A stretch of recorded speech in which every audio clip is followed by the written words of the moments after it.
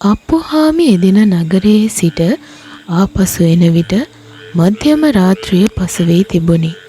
ගමට ඇතුළු වීමට ඇති කෙටිම පාර වැටී තිබුණේ ගමේ පැරණි සොහොන් පිටිය මැදින් වැටී ඇති අඩිපාර හරහායි. වෙනදාට බියක් නොදැනුණත් එදින රාත්‍රියේ පරිසරයේ තිබුණේ මලානික අස්වාභාවික නිහඬතාවයකි. මීදුම පොළොව මට්ටමටම පැතිරී තිබූ අතර වවුලන්ගේ පියාපත් ගැසෙන හඬ පවා තියුණුව ඇසුනි. හදිසියේම කුණු වූ මස් පිලී ගඳක් අප්පුහාමිගේ නාසයට වැදුනි.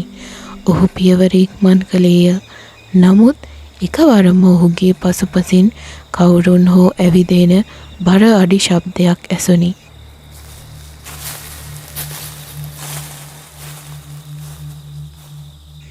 අප්පුහාමි බියෙන් ගැහෙමින් වාපසු හැරී බැලුවේය. මීදුම අතරින් අඩි 8ක් පමණ උස ඇති දැවැන්ත කළු සෙවණැල්ලක් මතුවනු ඔහු දුටුවේය.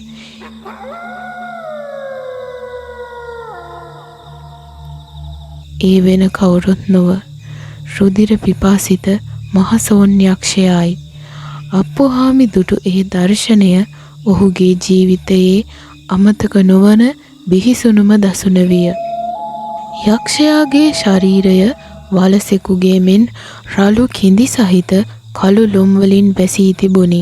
නමුත් වඩාත්ම බියකරු වූයේ ඔහුගේ හිසයි. ඒ වෙනුවට තිබුණේ රුධිරය වැగిරෙන දිගු දත් සහිත ඌරු හිසකි. ඔහුගේ දැස් අඟුරු කැබලි දෙකක් මෙන් රතු පැහැයෙන් දිදුලමින් තිබුණි. එක අතක අමු මස් වැදැල්ලක් තිබූ අතර අනෙක් අත මිනී මරු ලෙස දිගු කරමින් ඔහු අප්පුහාමි දෙසට පියවර තැබුවේය.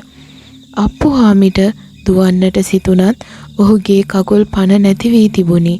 යක්ෂයා අකුණු ගසන්නාක් මෙන් වේගයෙන් ඉදිරියට පැන අප්පුහාමිගේ ගෙලෙන් අල්ලා ඉහළට එසවීය.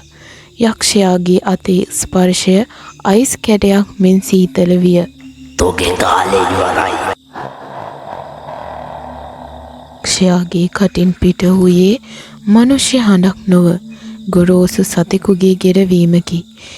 යක්ෂයා අප්පුහාමිගේ පපුවට තම දකුණු අතින් දැවැන්ත පහරක් එල්ල කළේය. එය කොතරම් ප්‍රබලදයත් අප්පුහාමි මීටර් කිහිපයක් ඈතට විසිවී ගොස් විශාල නුග ගසක වැදී බිම වැටුණි. ඔහුගේ පපුවේ නිල් පැහැති අල්ලක සලකුණක් නොහොත් මහසොහොන් අල්ල සටහන් විය. අප්පුහාමිට සිහිය නැතිවීමට පෙර ඔහු දුටුවේ යක්ෂයා තමා දෙස බලා අමනුෂ්‍ය හඬින් සිනාසෙන අයුරුයි. අසුදා උදෑසන ගම්වැසියන් විසින් අප්පුහාමිව සොයාගත්තේ සිහි මුර්ඡා වී සිටියදීය. ඔහු බේරුණත් ඔහුගේ ශරීරය අධික ලෙස රත් වී තිබුණි. ඔහු දින ගණනාවක් තිස්සේ නොතේරෙන භාෂාවකින් කෑ ගැසුවේය. රෑ බෝවන විට ඔහු ජනේලයේ දෙස බලා "අන්න එනවා! අර ඌරු හිස තියන එක එනවා!" යැයි පවසමින් වෙවුලන්නට විය.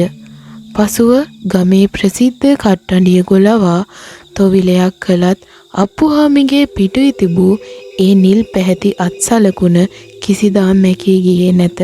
එතැන් සිට අප්පුහාමි කිසිදු දිනක රාත්‍රී කාලයේ නිවසින් පිටතට නොගිය අතර ඔහුට නිතරම දැනුනේ තමා පසුපසින් ඒ කුණු මස් පිලී ගඳ හඹා එන බවයි.